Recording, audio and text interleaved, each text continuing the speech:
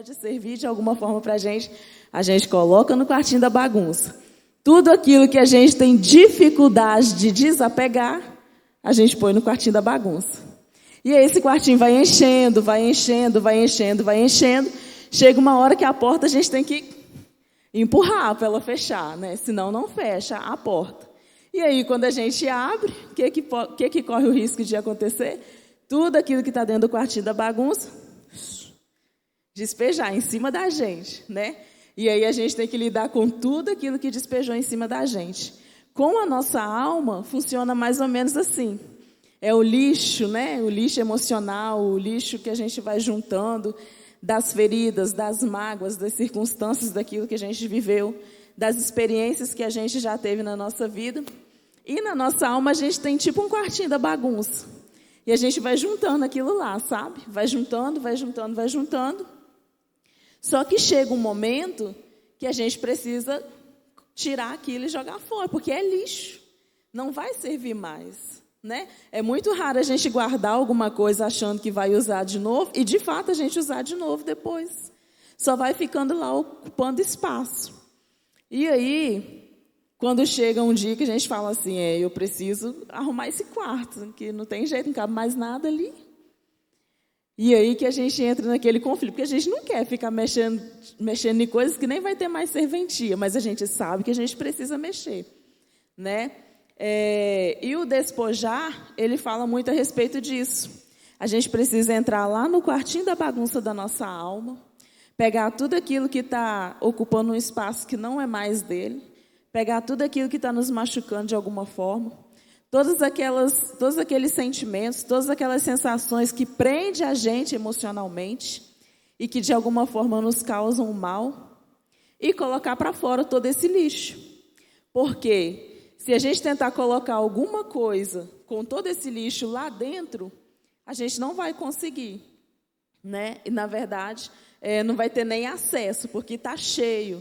E nada que a gente tenta colocar, né? Ele usa até um provérbio, não tem como colocar chá numa xícara que já está cheia, vai transbordar, né? E vai ainda misturar com aquilo que já está lá e virar uma bagunça maior. Então, o primeiro passo para a gente viver essa ministração de cura interior é despojar, é você colocar para fora tudo aquilo que você está sentindo, é você colocar para fora todo esse lixo emocional, todo aquele lixo que a gente vai guardando durante o desenvolvimento da nossa vida, durante as experiências que a gente vai vivendo, toda a mágoa, toda a ferida, tudo. O Senhor precisa da gente limpo, com o nosso quartinho da nossa alma vazio. E aí, uma vez que esse quartinho está vazio, que a gente consegue fazer isso, ele pode fazer o segundo passo. E o segundo passo ele coloca uma palavra sobre a gente. Por quê? Se a gente só esvazia, mas não põe nada para substituir, nada de bom para substituir aquilo que a gente estava lá, aquele lugar vai continuar com espaço propício para poder começar a colocar coisas lá de novo, né? E o Senhor não quer que isso aconteça. O Senhor quer que a gente se esvazie de todo aquele lixo para que Ele possa colocar coisas que são verdadeiras, coisas que vão nos causar bem, coisas que vão agir positivamente na nossa vida. E aí, Ele precisa colocar. Então, não dá para a gente receber sem tirar o lixo para fora. E também não dá para a gente deixar o lugar de onde tirou o lixo sem colocar nada. Então, um passo depende do outro. Não sei se quando você estava fazendo a leitura, vocês conseguiram perceber isso. Um passo depende do outro. Para você receber, você tem que despojar. Mas você só pode despojar pronto para poder receber algo novo do Senhor. E aí, no livro, ele fala, né? Lá no texto, ele diz: recebei com mansidão a palavra em vós implantada, a qual é poderosa para salvar as vossas almas.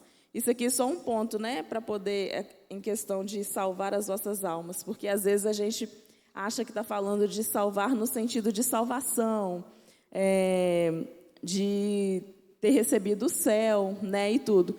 É no sentido de salvar, por quê?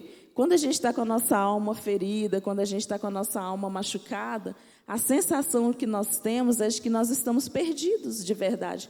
E a gente, de fato, tem esse sentimento, né? Não é que a gente precisa ser salvo para ganhar a nossa salvação, que é eterna, que é aquilo que acontece quando a gente aceita Jesus. Mas é porque a gente vive em função daquele lixo que está dentro da gente. E aí, quando o Senhor vem e ministra essa restauração na nossa alma, faz essa ministração de restauração na nossa alma, a gente consegue ter a nossa alma salva, porque a nossa alma é livre daquilo, nós temos a nossa alma livre de tudo aquilo que vai, de todo aquele lixo que está nos fazendo esse mal. Então, Ele está tirando a gente daquele meio, daquela confusão, daquilo que faz com que a gente se sinta perdido, daquilo que dá aquele desânimo na gente. É esse tipo de salvação que ele está falando aqui. E aí os capítulos seguintes, né, o capítulo 8, ele traz um exemplo. E esse exemplo ele é muito bacana. Desde a primeira vez que eu vi ele, eu achei muito interessante, né, porque a igreja em si, ela tem uma dificuldade de entender que as pessoas na igreja podem ter problemas, né, emocionais, podem ter problemas mesmo, feridas, mágoas, porque a gente cresceu e eu não estou falando da igreja, a nossa igreja em específico, tá, irmãos? Estou falando da igreja como um todo, a igreja mundial. Ela tem, né, essa cultura de achar que a partir do momento que a gente aceita Jesus e a gente vem para a igreja, que a gente recebe aquela purificação e que todas as nossas feridas, as nossas mágoas, ficou para trás, né? Naquela ministração lá que a gente recebe Jesus. Mas a palavra de Deus diz que é para a gente vir como a gente está, e a gente de fato vem lá do mundo como a gente está. E aí a gente aceita Cristo e a gente ganha automaticamente a nossa salvação. Só que a partir do momento que a gente aceita Cristo, o Senhor começa na gente um trabalho de transformação da nossa vida. Porque a gente está vindo de um mundo que nos fere, de um mundo que nos engana, de um mundo que nos vicia, de um mundo que faz o que quiser fazer com a gente. Não é assim quando a gente vem? Quando a gente vai contar o nosso testemunho, a gente fala assim, lá no mundo eu fumava maconha, lá no mundo eu me prostituía, lá no mundo eu roubava. Todas essas feridas causadas por essas experiências na nossa vida, enquanto a gente estava no mundo, elas vêm com a gente, porque elas estão armazenadas na nossa alma. A gente viu isso no início, a alma filtra essas coisas. E aí a gente precisa desfazer disso no processo, durante a caminhada, para poder receber tudo aquilo que o Senhor vai fazer na nossa vida, para a gente ser transformado de glória em glória, até que Cristo venha e complete a obra, que a palavra dele diz, né, que a obra vai ser completa quando ele voltar para completar a obra. Até que a gente consiga chegar no nível de estar bom, agradável e perfeito, como é a vontade do Senhor. Então, a gente vem com essas manchas na nossa vida. E a gente vai sendo trabalhado, o Senhor vai trabalhando na gente para que isso seja despojado. É por isso que a gente tem que colocar, eu tenho uma ferida emocional lá da minha infância, com meu pai. Entendeu? Vai chegar uma hora que o Senhor vai trabalhar isso em você. Eu tenho uma ferida emocional lá com a minha mãe, com a minha avó. Minha avó era muito tóxica, não sei. Vai chegar um momento que você vai precisar colocar isso para fora. Sabe por quê? O Senhor precisa que o seu quartinho esteja pronto para receber tudo aquilo. E nós vivemos segundo o padrão de Cristo. Então, na caminhada, Ele vai nos fazendo até a gente estar mais parecido possível com Ele. E aí, no capítulo 8, só um ponto interessante, irmãos, do capítulo 7, sobre a ministração. Isso falando enquanto nós sendo ministrados. Mas nós estamos num processo de sermos curados para a gente ajudar outras pessoas a serem curadas através da gente. E, às vezes, a ministração de cura, ela demora muito, sabe? No sentido de tempo mesmo. Ela pode levar horas para poder acabar. Eu já participei de ministrações de cura que começou 10 horas da noite, 2 horas da manhã a gente estava por lá ainda. De verdade, sabe? Mas é porque tem gente que ela tem muita coisa, muito lixo para colocar para fora. E não é tipo assim, só abrir a porta e cair tudo ali, sabe? Ó, tem essa peça aqui, qual foi a importância dessa peça na sua vida? Tem essa outra peça aqui, o que essa peça causou em você, sabe? Ferida por ferida, coisa por coisa. E aí, o que acontece? A gente, na nossa necessidade de resultado, de ver, né, alguma coisa, de ter controle das coisas, a gente quer ver, né, quer dar a resposta certa para a pessoa, a gente quer ter algo para poder responder para a pessoa, mas pode ser que em algum momento durante uma ministração que a gente esteja participando e levando essa pessoa a ser ministrada, a gente não tenha nada para falar com ela. E aí a gente fica super frustrado, né? Só que quando a gente perceber que a gente não tem nada para falar com essa pessoa, a gente não precisa se preocupar e ficar frustrado, porque a gente está na total dependência do Senhor. Então, para que a gente esteja ministrando sobre a vida de alguém, nós precisamos estar na total dependência do Senhor. Se o Senhor nos conduzir com uma resposta, com uma palavra para colocar, né, depois da pessoa ter colocado todo aquele lixo para fora, nós podemos sim falar. Mas se chegar no final de tudo e você sentir assim, aquele silêncio gritante que fica, né? E você pensar assim, puxa vida, eu queria ter alguma coisa para falar para essa pessoa, mas eu não tenho. Não fica preocupado com isso. No momento certo, na hora certa, o Senhor vai ter a palavra para poder colocar e ministrar no coração daquela pessoa. Porque a gente quer muito ter resultados, a gente quer muito ter respostas, mas, de repente, numa dessas de a gente querer dar uma resposta para alguém, a gente pode dar uma resposta que seja nossa. E nós não operamos cura, nós não operamos milagres. Quem faz isso é o Senhor, né? Através da nossa vida. Então, se der um branco lá na hora, tipo, não tem a palavra, não se preocupe, o Senhor, no tempo dele, vai colocar essa palavra na vida da pessoa. Seguindo, né? Sobre restauração. Tudo bem até aí, irmãos? Está todo mundo afinadinho, porque leu o livro, né? A Jéssica já está até no próximo livro, já. Vocês não estão sabendo. E aí, a gente chega, né, num exemplo. O livro tem 2 exemplos de ministração, né? Na verdade, o livro conta muitos exemplos de ministração, mas ele trouxe 2 em específico. E o primeiro é sobre a restauração emocional de Pedro. Lá em João 18, do 17 ao 18, e depois do 25 ao 27.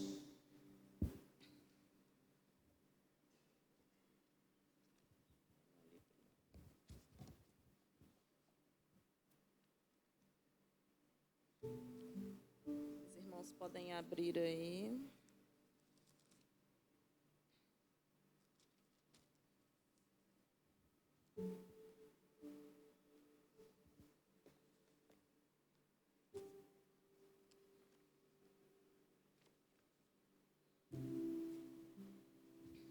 Texto super conhecido, né? E diz assim, ó.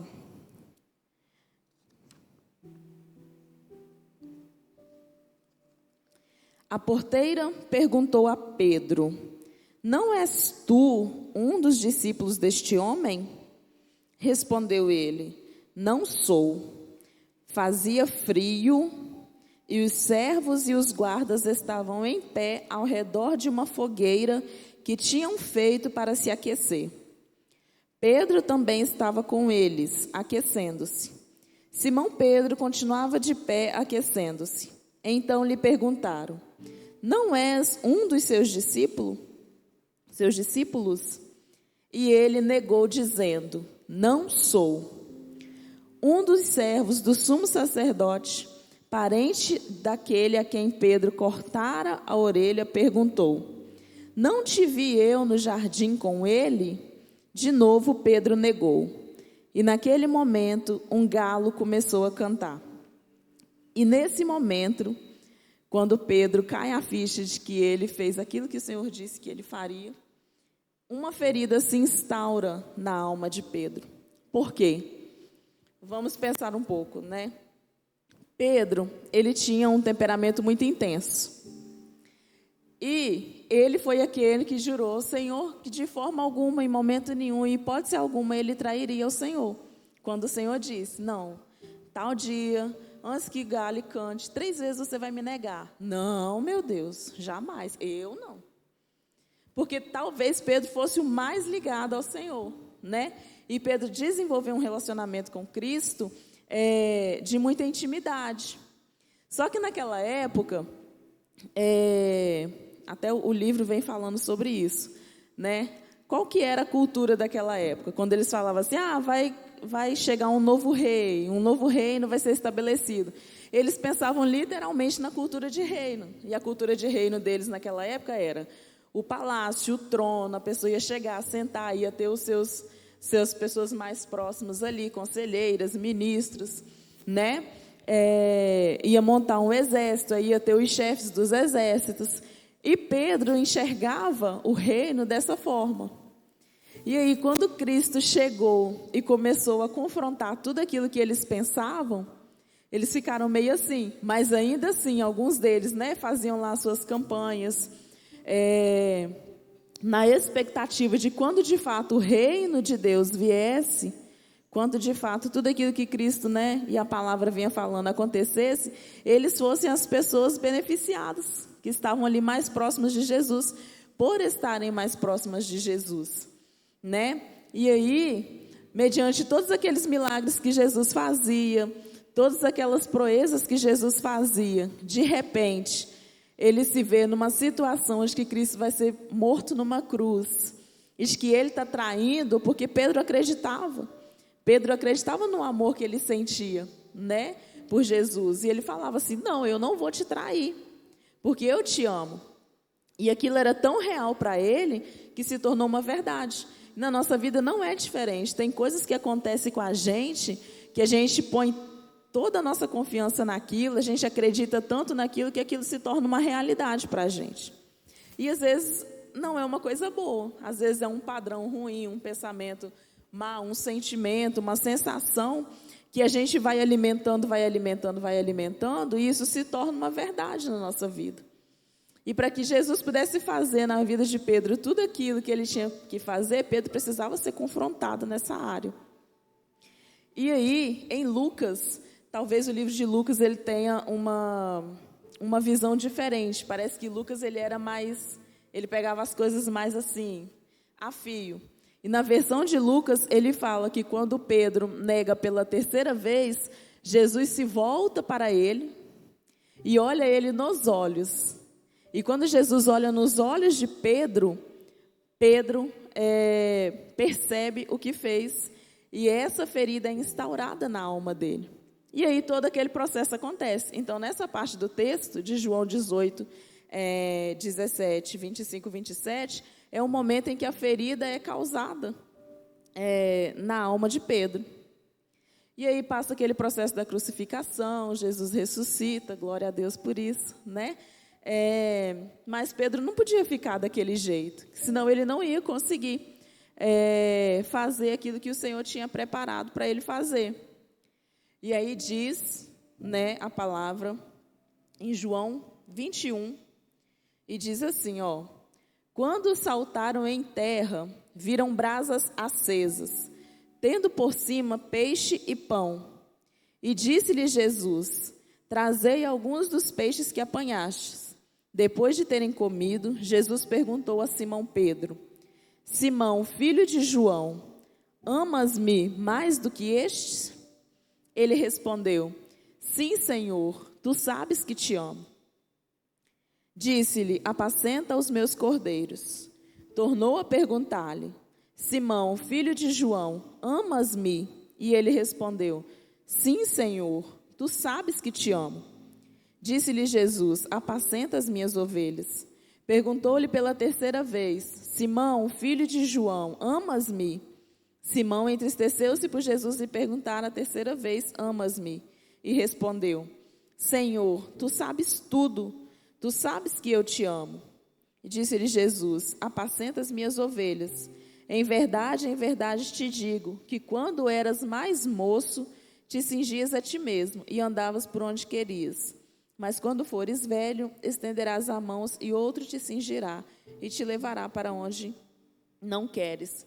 E nesse momento aqui, o Senhor estava restaurando a alma de Pedro. Por quê? Não sei se vocês perceberam a semelhança que tem entre os cenários, né? No momento que Pedro traiu o Senhor, negou, né, a Jesus, era noite, tinha uma fogueira, tinha pessoas em volta da fogueira se aquecendo. E no momento, o Senhor escolhe um momento muito propício, muito parecido com o momento da ferida, do trauma, para Ele fazer essa restauração, derramar essa cura sobre a vida de Pedro. Por quê?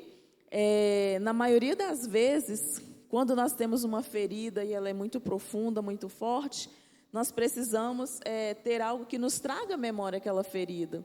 Porque se a ferida está lá guardadinha, lá no fundo da nossa alma, não está doendo, não está nada, a gente não vai mexer nela, né? É igual quando a gente está com algum tipo de doença e o nosso corpo não demonstra. A gente só vai começar a olhar aquilo, a voltar a nossa atenção para aquilo, quando o nosso corpo começa a reagir de alguma forma, começa a dar sinais. E assim é com as nossas feridas emocionais, ela precisa estar exposta. A gente precisa saber que ela está ali, está doendo, para ela ser tratada. Então Pedro precisava, o cérebro do Pedro precisava trazer à memória aquele tempo de tudo aquilo que aconteceu para o Senhor ministrar a cura sobre ele. E aí o Senhor perguntou uma vez: Pedro, tu me amas mais do que estes? E ele respondeu: Senhor, eu te amo. Mas era aquele te amo de quando ele traiu, que ele achava que ele amava mesmo. Mas ele estava colocando para fora. E aí o Senhor perguntou de novo: Pedro, tu me amas? E mais uma vez ele respondeu: Senhor, eu te amo. Mas na terceira vez, quando Jesus pergunta: Pedro, tu me amas? Aí a impressão que dá é de que Pedro já estava com tudo aqui assim, né? Prontinho para colocar para fora. E aí ele: Senhor, tu sabes de tudo, né? Tentando parafrasear o que Pedro talvez tivesse dito naquele momento. O Senhor sabe que quando eu falei que eu te amava, eu estava falando de coração, isso era uma verdade para mim, eu acreditava nisso. Mas no momento que eu devia mais ter demonstrado o meu amor pelo Senhor, foi o momento em que eu te neguei. Então coloquei em xeque, coloquei em dúvida o amor que eu tinha pelo Senhor. Mesmo o Senhor me dizendo que eu faria isso, eu não queria aceitar, mas eu fiz. E agora eu estou frustrado, eu estou envergonhado, eu estou decepcionado comigo mesmo. Uma dor se instaurou no meu coração, uma ferida se instaurou na minha alma. E eu não sei se eu consigo nem te seguir, não sei nem se eu sou digno de caminhar com você. E Pedro era líder, Pedro tinha um chamado de liderança na vida dele, né? Então, provavelmente, se Pedro, porque ele já tinha pensamentos de voltar a ser pescador de peixes, se Pedro fosse, provavelmente ele levaria uma porção junto com ele. E esse é um detalhe, né, da nossa responsabilidade com as pessoas que estão à nossa volta, sendo nós líderes ou não. Mas, de certa forma, a gente influencia alguém que está perto da gente, que convive com a gente. Quando a gente trata as nossas feridas, aquilo que nos atrapalha, aquilo que nos impede de seguir na caminhada, a gente, de alguma forma, está influenciando as pessoas que estão ao nosso redor de seguir também. Então, ao menos uma pessoa, alguém vai querer, vai desanimar, vai querer seguir o mesmo caminho de volta, junto com a gente. Porque Pedro, ele era influenciador. Ele tinha outros amigos pescadores que foram chamados com ele. A partir do momento que ele falasse assim: não, eu vou voltar a pescar. Não, mas se você quer mais chegar de Jesus, eu voltar a pescar, o que eu vou ficar fazendo aqui? Né? Não, então eu vou com você. E aí se vai todo um chamado, né? Tudo aquilo que o Senhor tinha preparado para eles. Então nós temos uma responsabilidade, porque quando nós tratamos a nós automaticamente vamos estar abençoando e ajudando a tratar as pessoas que estão ao nosso redor. Pedro se sentia indigno, estava sendo controlado pelos seus sentimentos, né? Então o Senhor precisava tratar isso com ele.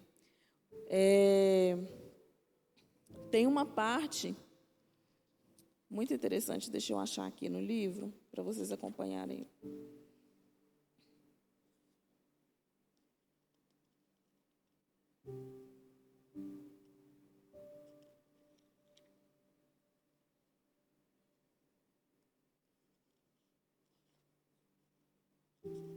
Já estou cá na frente.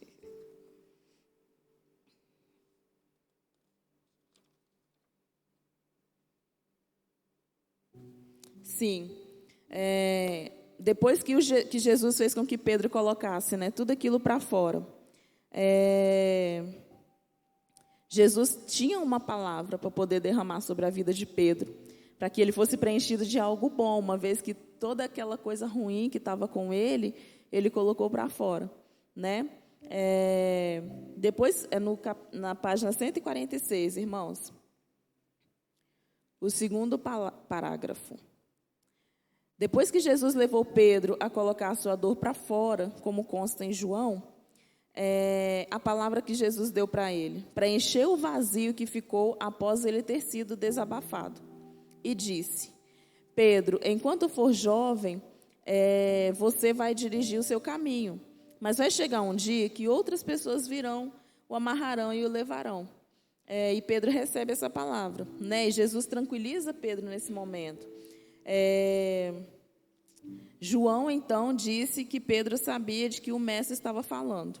Jesus fez alusão ao dia em que Pedro iria morrer por ele, o que era o seu maior desejo, né? O amor que Pedro acreditava que sentia por Jesus era um amor que morria e matava, né? Pedro morria e matava por Jesus, ele acreditava isso. E aí, mediante toda aquela confusão, Pedro negou Jesus. Vocês imaginam o conflito emocional que Pedro estava com ele mesmo? Em falar assim, puxa vida, eu falei que matava e morria por causa do cara. E agora, só porque me perguntaram se eu estava com o cara ou não, eu neguei o cara 3 vezes. Então, é muito intenso, né? Muito profundo esse conflito que Pedro estava com ele. E aí, Jesus tranquiliza ele, né? Mas fique tranquilo, vou lhe dar um presente. Quando chegar a sua hora, você vai morrer por mim. Depois que Pedro estava todo resolvido e que tinha sua alma serena, ele percebeu que João estava vindo atrás e perguntou: e este vai ser tão bom quanto eu e vai morrer por você também? E Jesus lhe deu uma resposta dura: não é da sua conta. O que eu vou fazer com João é problema dele. Faça a sua parte. Por que Jesus fez isso? Porque quando a gente tem feridas, a gente vai criando alguns vícios de comportamento. E o vício de comportamento ele é mais difícil de tirar do que a ferida, né? Porque a gente se acostuma com aquilo. E a gente vai fazendo e vai repetindo, e vai fazendo e vai repetindo, que em um dado momento ele se torna automático na nossa vida. Aquele velho ditado: nossa, quando eu vi eu já falei, quando eu vi eu já fiz, nem percebi que eu fiz aquilo. Se torna tão natural, tão normal, que às vezes a gente nem percebe. Mas para que um vício de comportamento ele seja trabalhado, ele seja tratado, primeiro a gente precisa tratar a ferida, porque é ela que causou esse vício. Então, uma vez que essa ferida não está mais lá, tratou, colocou algo no lugar, algo bom que vai manter essa pessoa no caminho, esses vícios são trabalhados. E aí, né, com aquele temperamento impulsivo, forte de Pedro, como sempre, ele solta uma, né? E esse aí, ele é tão bom quanto eu, que vai ser morto pelas suas mãos também, com aquele sentimento de, né, superioridade. Aí o Senhor vai tratar ele. O que vai acontecer com João não é da sua conta. Faz a sua parte, né? Faz a sua parte, que isso não é problema seu. É problema de João. Porque o vício de comportamento que Pedro tinha desenvolvido também precisava ser tratado. E já que teve oportunidade, que comece agora. Vamos cortar o mal pela raiz. Quantos Pedros e Joões existem no nosso meio? Né? E nós, muitas vezes, somos esses Pedros e Joões. Somos esse Pedro, né? A gente tem o costume de nos afastar do Senhor quando alguma coisa vai mal, que é o que Pedro estava fazendo, né? Eu estou frustrado, eu traí, eu neguei, eu estou em conflito comigo mesmo. Não, eu não sirvo mais para andar com Cristo. Aí qualquer coisa que acontece na nossa vida, em nós, né, em nós hoje, atual, primeiro pensamento que vem, não vou na igreja hoje não. Fiz aquilo ali, nossa, fiquei nervosa com meu marido. Não sou digna de ir lá. O que Deus tem a ver com isso, né? Essas sensações que nós sentimos, essas sensações que nós temos, elas não impedem o agir de Deus na nossa vida. E a gente vai ver isso no próximo capítulo. Entendeu? Mas a gente tende a querer se afastar do Senhor mediante qualquer coisa que a gente pensa que não é do agrado dele. Mas a palavra do Senhor diz que ele vem para os doentes. Não é porque nós estamos dentro de um templo, não é porque nós, somos filhos de Deus, que nós não vamos errar, nós estamos sujeitos a isso. E a palavra de Deus diz que ele vem para os doentes, porque quem está são, quem está curado, quem está restaurado, não precisa que o Senhor venha para ele. Mas todos nós precisamos, que a palavra de Deus diz que quem vai completar a obra é ele. Que enquanto houver fôlego, nós precisamos de cura, né? Então, se já que é para o Senhor nos curar, não é melhor que ele nos cure na presença dele? Nós estando aqui, nós sabendo das nossas feridas e reconhecendo isso. Só que às vezes é muito complicado, né? Às vezes é difícil para a gente entender. E os nossos vícios de comportamento não ajudam. E aí, ele dá outro exemplo de ministração, que é no próximo capítulo 9, que foi a cura emocional do profeta Elias. Estava até falando com as meninas ontem, né? A história de Elias nós conhecemos. E Tiago 5,17 diz assim, ó.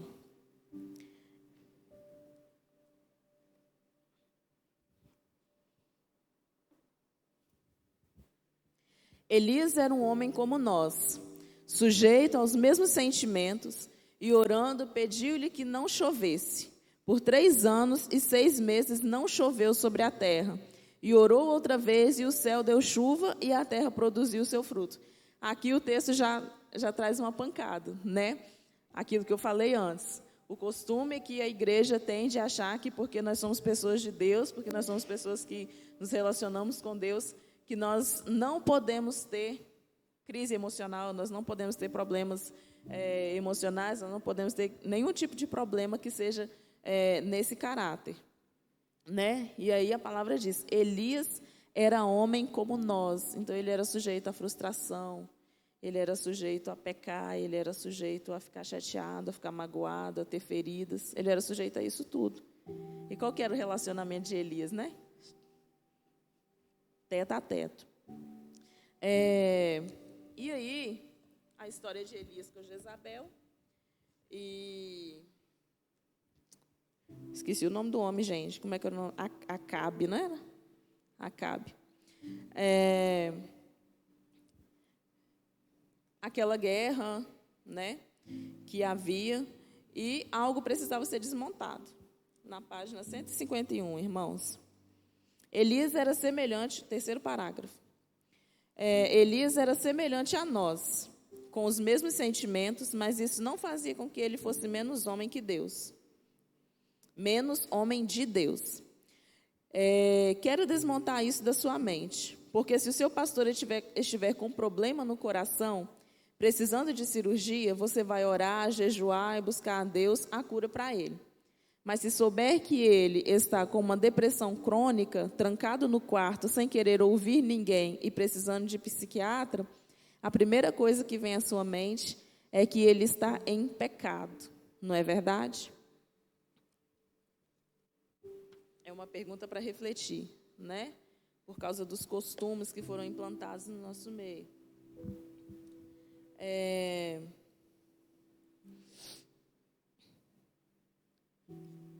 Tiago disse que Elias era um homem como nós, página 152, sujeito aos mesmos sentimentos. Você pode até dizer, pastor, se soubesse o que eu senti nesta semana, não diria isso. Foi tanta raiva do meu filhinho inocente, aquele menino lindo que eu amo tanto. Mas estava com tanta raiva dele que tive vontade de matá-lo. Depois que a raiva passou, senti-me culpado e tentei entender como tive coragem de sentir aquilo pelo meu filhinho. Elias não pôde ter sentido um negócio desse. Isso é muito sério para um homem de Deus sentir. Só parafraseando, né, irmãos? E aí, 1 Reis diz assim, na página 153, né? E Acabe fez saber a Jezabel tudo quanto Elias havia feito, e como totalmente matara todos os profetas à espada. Então Jezabel mandou um mensageiro a Elias, a dizer-lhe, assim me façam os deuses e outro tanto, se de certo amanhã a estas horas não puser a tua vida como a de um deles. O que vendo ele se levantou e para escapar com vida se foi e chegando a Berseba, que é de Judá, deixou ali seu servo.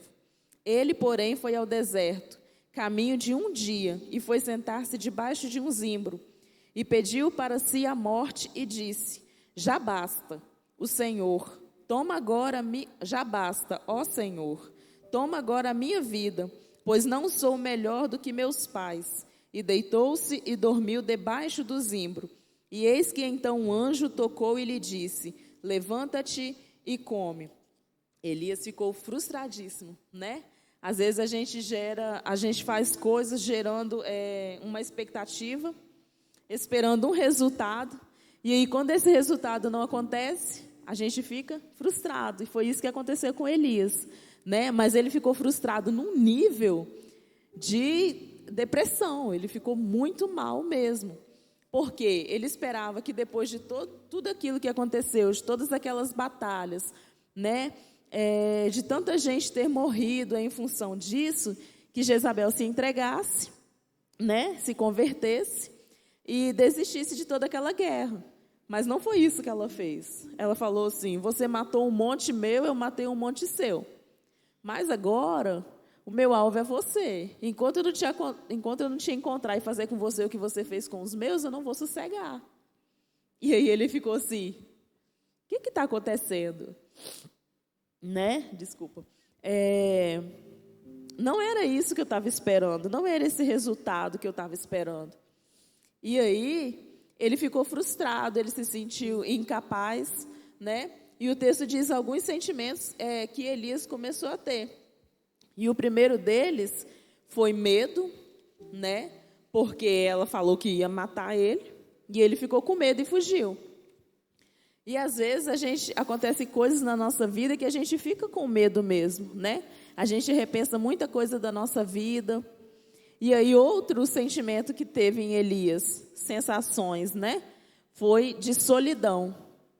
Sei que estou sozinho, embora esteja acompanhado. Geralmente, pessoas que estão vivenciando ou começando a vivenciar, a desenvolver uma síndrome depressiva, esse é um dos motivos. Essa é uma das sensações, na verdade, né? Solidão.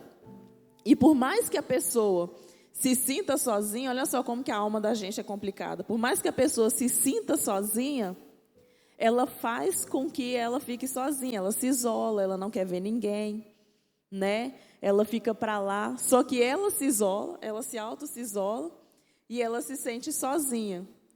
Porque ela desejaria que tivesse alguém com ela. Mas às vezes ela fica envergonhada, às vezes ela fica com medo de ficar no meio de outras pessoas. E aí ela prefere ficar só lá, por mais que ela se sinta isolada.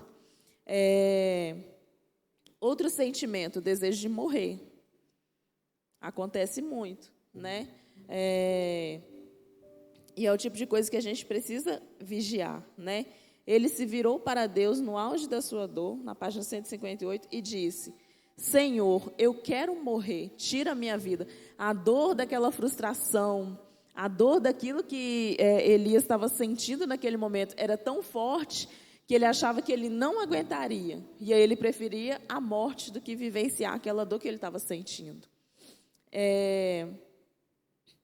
Aí ele conta até um exemplo, né?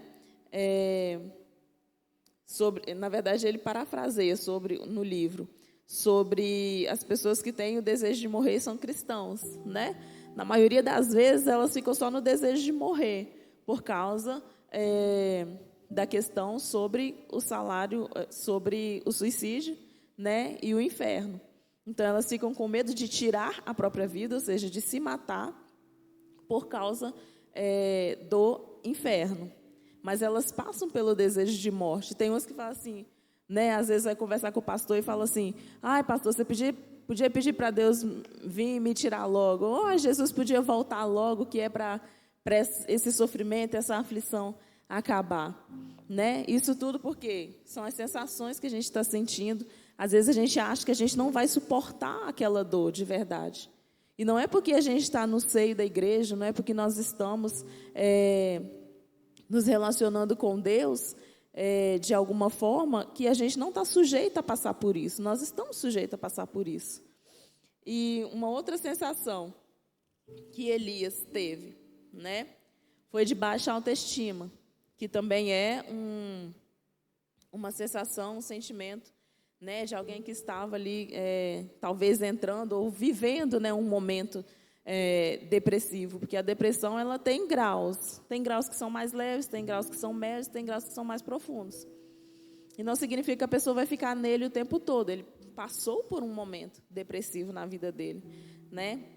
Baixa autoestima, desânimo físico foi outro que ele sentiu, né? Baixa autoestima, sensação de incapacidade.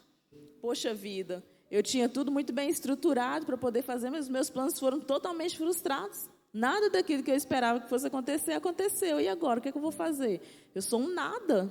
Eu não consegui realizar aquilo que estava projetado para fazer. E desânimo físico, por isso que ele se trancou dentro de uma caverna, né? Isso é muito acontecer no estresse emocional, na depressão. Na página 161, e aí nós vamos, né, aos passos que essas todas foram sensações negativas que Elias sentiu. Mas Jesus, né, tinha marcado um encontro com Elias. E quando Jesus marca um encontro com a gente sabe que ele vai fazer algo na vida da gente. E aí o primeiro passo de Deus para curar Elias, na verdade, o primeiro passo que a gente precisa ter para ser curado é entender que nós estamos doentes. E às vezes a nossa negação não deixa a gente aceitar, né? Que a gente precisa ser tratado, que a gente precisa ser curado. Não, eu não tenho isso, não. Comigo não é possível, logo eu. Mas a gente precisa aceitar, porque nós não somos melhores que ninguém, né? Nós temos frustrações. E aí a gente precisa confessar as nossas culpas. Lembra do despojar para poder receber? E a primeira coisa que Deus usou, né? Uma vez que a gente aceita que a gente precisa ser tratado sobre algo, que a gente precisa confessar, que a gente aceita e confessa, o Senhor tem a liberdade de tratar isso na gente. E a primeira ferramenta que Deus usou com Elias foi separar a sua identidade das suas sensações. Não é porque tudo aquilo estava acontecendo com Elias, todos aqueles sentimentos, que ele tinha deixado de ser um homem de Deus, de ser filho de Deus. Deus tinha um projeto na vida dele. E às vezes a gente fica assim, né? A gente deixa a paternidade de Deus muito fácil por causa das coisas que acontecem com a gente. Qualquer coisa que acontece com a gente, não é possível. Eu lá dentro da igreja fiz isso, não vou nem botar meus pés mais dentro da igreja, gente. Não tem condição, não sou uma pessoa de Deus. Porque a gente acha que isso só acontece com quem está lá no mundo, mas isso acontece com a gente também. Então, a primeira coisa que Deus fez foi separar a identidade de Elias, levar ele a entender que a relação dele com Deus era algo resolvido no Calvário. E, às vezes, o complexo de inferioridade, né? O texto fala, o complexo de inferioridade é coisa da sua alma, não tem nada a ver com a sua identidade em Deus. Porque a sua identidade em Deus foi ganha e você recebeu esse direito no dia que você aceitou a Cristo como o único e suficiente Salvador da sua vida. Outra coisa que Jesus trabalhou, né, usou de ferramenta para derramar a cura, né, a restauração de Elias, foi fazê-lo desabafar e colocar para fora o mal que estava dentro de si. Ou seja, ele pôs Elias para despojar. E como ele fez isso? O texto diz, né, de 1 Reis, e ali entrou numa caverna e passou ali a noite, e eis que a palavra do Senhor veio a ele e lhe disse, que fazes aqui, Elias? E ele disse, tenho sido muito zeloso pelo Senhor, Deus dos exércitos, porque os filhos de Israel deixaram a tua aliança, derrubaram os teus altares e mataram os teus profetas à espada. E só fiquei eu, e buscam a minha vida para me tirarem. E sucedeu que, ouvindo a Elias, envolveu o seu rosto na sua capa e saiu para fora, e pôs-se à entrada da caverna. E eis que veio a ele uma voz que dizia, que fazes aqui, Elias? E ele disse, eu tenho sido em extremo zeloso pelo Senhor, Deus dos exércitos, porque os filhos de Israel deixaram a tua aliança, derrubaram os teus altares e mataram os teus profetas à espada, e só fiquei eu, e buscam a minha vida para me tirarem. Então, o que Deus fez? Levou Elias a despojar de tudo aquilo que estava dentro dele, se tornando ferida. Tudo aquilo que estava frustrando ele. Todo aquele lixo que estava lá no quartinho da alma de Elias, ele estava colocando para fora. O Senhor estava levando ele a colocar. É um desabafar. E o desabafar, ele é bíblico, gente. A gente precisa falar para a gente ser curado. Porque aquilo que a gente guarda, ela vai crescendo como uma esponja dentro da gente. Na medida que a gente vai retendo aquilo e não vai falando, sabe? Então, nós precisamos desabafar, nós precisamos falar sobre as nossas feridas, sobre aquilo que está afligindo a nossa alma. Aí ele fala até exemplo, né, sobre as carpideiras que iam nos velórios, porque tinha pessoas que tinham dificuldade de chorar. Então, elas não estavam lá só porque, talvez a pessoa não tinha uma família que gostasse ou que pudesse estar ali para chorar por ela. Não, era algo muito específico. Elas estavam ali porque tinham pessoas que tinham dificuldade de chorar e essas pessoas precisavam viver aquele luto. Elas precisavam viver aquele momento ali de despedida, de sofrimento, né, de alguma forma. Por quê? Passado aquele momento ali, ia ser muito difícil ela deixar para fazer isso depois. E aí ela ia colocando outras coisas por cima, e isso só ia ficando guardado lá. E quantas situações, ao menos eu, né, talvez vocês já tenham visto também, de pessoas que perdeu alguém e não chorou no tempo certo, não se despediu. Às vezes enchem as pessoas de remédios para a pessoa ficar meio que dopada, né? Isso é um erro muito grande, dependendo da situação que a pessoa está, porque a pessoa não vive aquele momento, mas a pessoa precisa viver aquele momento. Sabe? Despojar de tudo aquilo que está doendo ela. Pessoas usavam panos de saco, né, antigamente, porque está lá no meio da rua vestido, era uma cultura. Aí alguém passava e falava assim, olha, o que aconteceu? E a pessoa ia contar a história, por que ela estava ali vestida de pano de saco. E aí ela contava, colocava para fora, entendeu? Lamentava. Aí passava outro lá na praça, o que aconteceu? Não, aconteceu isso e tal, eu perdi tal parente que era tão importante assim para mim, e assim a pessoa despojava, colocava a dor dela para fora, falava daquilo que estava afligindo a alma dela. Então falar, ele é bíblico, o desabafar, ele é bíblico. Outro instrumento que o Senhor usou para restaurar a vida de Elias foi trocar a mentira emocional pela verdade de Deus. Às vezes, quando a gente está, né, passando por um momento muito frustrante, que as nossas feridas estão falando muito alto, tudo para a gente é uma realidade. E é sempre ruim, né? Já ouviu que ele estava assim, nossa, quando uma coisa de ruim está acontecendo, a nossa visão só enxerga coisas ruins. E é verdade. Então, às vezes, aí ele citou até um exemplo aqui da mulher, né? Acho que meu marido está me traindo. Como que ele pôde fazer isso comigo? Porque algo de ruim já aconteceu na vida dela, e aí tudo que ela enxerga é ruim. Mas aí quando ela para pensar, quando ela consegue colocar a mente dela no lugar, ela pega e fala assim, não faz sentido isso. Quando que ele iria me trair? Eu sei onde ele está o tempo todo. E eu acho que eu sei onde ele está o tempo inteiro. E eu o acho sempre que procuro. Entendeu? Quando a gente consegue clarear a nossa mente, a gente consegue ver os absurdos que a nossa mente cria. E a nossa mente, ela é traiçoeira mesmo, sabe? Então, ele limpou isso da mente. Por quê? Elias achava que tinha morrido todo mundo, né? Ele achou que ele estava sozinho, que ele era o último da turma, né? Vamos falar assim, e que o resto tinha morrido tudo. Mas a palavra diz, quer ver? Eram 7.000 ou 9.000. Tinha uma porção ainda, né? Deus falando com ele, não, calma aí, você não está sozinho. Você não está conseguindo ver isso ainda, mas tem uma porção lá que eu deixei separado, que ninguém nem tocou. Então, essa porção vai dar continuidade naquilo que você começou, pode ficar tranquilo. Então, assim, ele troca a mentira emocional pela verdade de Deus. Portanto, não se esqueça de que antes de recebermos uma nova verdade, nós precisamos limpar o interior e esvaziá-lo despojando. Depois que estiver vazio e limpo, será necessário trocar a mentira pela verdade. E aí o que Deus fez com Elias, né? trouxe 3 verdades que irão encher o coração dele e sarar as feridas da alma dele.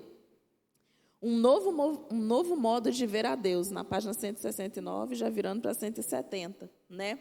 Senhor veio a Elias, então. Era o Senhor falando com ele. Vai para a porta da caverna que eu vou aparecer para você. E aí, né, Elias tinha uma visão de Deus muito assim. Começou um terremoto, ele achou que era Deus. Aí o terremoto passou e não era Deus, porque não falou nada com ele. Começou um vento forte, terrível, derrubando tudo, quebrando tudo como um furacão. E ele, não, agora é o Senhor mesmo que veio para falar comigo. Porque o Senhor é assim, onde ele passa, ele faz aquele mover que tudo vira de cabeça para baixo. Depois veio um fogo que queimava tudo. Raízes e ramos. E aí ele pensou novamente, nossa, é Deus. E aí essa visão, às vezes, que nós temos do Senhor, né? Um ponto aqui que é muito importante, está muito ligado com as figuras de autoridade que nós temos na nossa infância. Muito específico a respeito da nossa paternidade, do nosso pai. Porque a palavra de Deus diz que o Senhor é nosso pai, né? A partir do momento que nós aceitamos Ele, nós recebemos o direito de sermos chamados filhos de Deus. Então, talvez essa visão que Elias tinha de Deus como um terremoto, como um vento forte, ou como um fogo, fosse, ele estivesse talvez fazendo algum tipo de ligação com o pai dele, né? De repente, a gente faz muito isso. No nosso relacionamento com Deus, a gente faz essa ligação, porque Deus é nosso pai. E quando fala de pai, a gente sempre lembra, né, do nosso pai terreno também. E aí talvez Elias estivesse fazendo essa ligação. Só que aí, quando tudo se acalma e vem aquela brisa suave, né, aí sim era Deus falando com Elias. Elias, a ferida da sua alma fez com que você me visse de forma errada. Entendeu? Então, as feridas que são causadas na nossa alma, que são geradas na nossa alma, faz a gente ter uma visão distorcida de Deus, daquilo que Ele realmente é sobre a nossa vida. E é por isso que nós precisamos tratar as nossas feridas. Porque se a gente não trata as nossas feridas, a gente não consegue se relacionar com Deus como Ele de fato é para a gente, né? Que é um relacionamento de pai com filhos. Um novo modo de ser, o ponto 2, na página 172. A segunda coisa que Deus muda no coração de Elias é o jeito de Elias olhar para si mesmo. A visão que ele tinha de si é de que seria importante se conseguisse salvar Jezabel. Só que, para ele salvar Jezabel, Jezabel precisava querer ser salva. E Jezabel não queria ser salva, né? Então, quando a gente faz alguma coisa na intenção de ver o resultado, a gente pode acabar se frustrando porque a gente faz algo, mas o resultado não depende só da gente, né? A gente planta uma semente, mas para a semente germinar, mas para poder a gente colher o fruto, é necessário que a semente germine, né? Ele até dá um exemplo. Só ler o texto aqui, né? Do 15 a 17. Elias, meu filho, não, o que ele esperava de ouvir, né? Elias, meu filho, parabéns, você é um grande profeta, terminou seu ministério, estou muito satisfeito com seu trabalho. Agora vá, unja um rei da Síria, unja o profeta Eliseu para lhe substituir. Elias estava se sentindo fracassado, porque aquilo que ele almejava no coração dele, ele não conseguiu. Só que não dependia só dele, a parte dele ele fez. Tudo que o Senhor pediu para ele fazer, ele fez. Só que dependia do coração de Jezabel se amolecer. Mas a dureza do coração de Jezabel não deixou que ela se amolecesse e se convertesse. E Elias ficou frustrado porque ele não viu o resultado em cima daquilo que ele almejava. Só que o resultado não depende da gente, tá, gente? Isso acontece muito na caminhada. Às vezes, quando a gente está acompanhando alguém, e a gente vai lá, caminha com aquela pessoa. Aí, um dia, aquela pessoa some. Aí, daí a pouco, você vê umas fotos, a pessoa está lá, mundão afora, tal. Aí você fica com aquele sentimento assim, puxa vida, o que será que eu fiz de errado com essa pessoa, que eu não consegui dar conta de ela permanecer aqui, sabe? Mas não é sobre você, é sobre aquela pessoa. E se ela não quer, porque para a gente ter a nossa vida restaurada, a gente precisa querer, sabe? Assumir aquilo que nós temos dentro de nós e colocar para fora. E se a pessoa não quis, o que nós podemos fazer? É culpa nossa? Não, não é culpa nossa. Outro ponto. A sensação de Elias diante disso, né? E aí o Senhor conversou com Elias, fez ele entender que tinham mais pessoas, que essas pessoas iam substituir ele e que Deus ia chamar ele para junto de si. E a sensação de Elias diante disso foi a mesma sentida por um sujeito que leva a empresa à falência e o dono dela ainda lhe dá os parabéns, né? Dizendo que ele se saiu muito bem e promovendo ele em seguida. Os resultados não dependem de nós. A dedicação depende, mas os resultados não. Como fomos treinados para nos julgar pelos resultados, quando estes não acontecem, a gente define que não fizemos o suficiente. E o terceiro ponto é uma nova forma de ver as circunstâncias, né? Nesse ponto aqui que eu estava falando também, Elias achava que ele estava sozinho, que ele era o remanescente. Só que Jesus ainda tinha 7.000 profetas que não caíram e não foram mortos, porque o Senhor escondeu eles e guardou para ele. Sabe o que ele estava dizendo a Elias? Filho, a sua visão das circunstâncias está errada, porque você está mal. Mas são seus óculos que estão com problemas. O mundo continua colorido, apesar de que agora parece que tudo está cinza e sem graça, né? E o que o Senhor estava querendo dizer a Elias? A vida continua funcionando. Dê um tempo para Deus curar a sua alma e voltará a ver as cores. Então o Senhor levou Elias a se despojar, né? Toda vez que ele falava com Elias, o que aconteceu, e ele respondia, ele estava levando Elias a colocar toda a mágoa, toda a frustração, todo o sentimento de incapacidade dele para fora. E quantas vezes a gente não fica assim, né, gente? Quantas vezes a gente se acha indigno, a gente acha que porque a gente não alcançou o resultado que nós almejávamos, que nós não somos mais dignos de um relacionamento com Deus, que nós não podemos ter feridas emocionais, que nós não podemos ter problemas na nossa vida, que de alguma forma isso é vergonhoso, e as pessoas vão olhar e falar assim, não, mas o crente não pode ter isso, não. O crente não pode andar com problema, não pode ter esse tipo de experiência ruim, mas nós, enquanto seres humanos, nós precisamos. E isso, de certa forma, gera em nós uma dependência em Deus, para que Ele possa derramar a cura sobre nós sempre que nós precisarmos, né? E foi isso que Ele fez com Pedro, foi isso que Ele fez com Elias, são dois exemplos eu acho que bem claro, por isso que eu, só folheei o livro, e muito específico do que Deus quer da gente, e que a gente entenda que as outras pessoas precisam fazer também. Colocar o lixo para fora, para poder receber, num quartinho bem limpinho, cheirosinho, sabe, lavadinho, toda a palavra que o Senhor quer encher o nosso coração e trabalhar nas nossas almas. Então, o que nós esperamos de Deus, né? Quais são os lixos que nós temos guardados dentro de nós, que nós precisamos colocar para fora, que isso possa ficar como reflexão para nós nesta manhã e durante a semana você esteja, pedindo ao Espírito Santo para te conduzir e te direcionar nesse tempo sobre essa palavra e te mostrar quais são os lixos que você tem guardado, entulhado dentro de você, lá no quartinho da sua alma, que você precisa colocar para fora para receber um novo tempo, para receber uma nova palavra do Senhor sobre a sua vida. Amém, irmãos?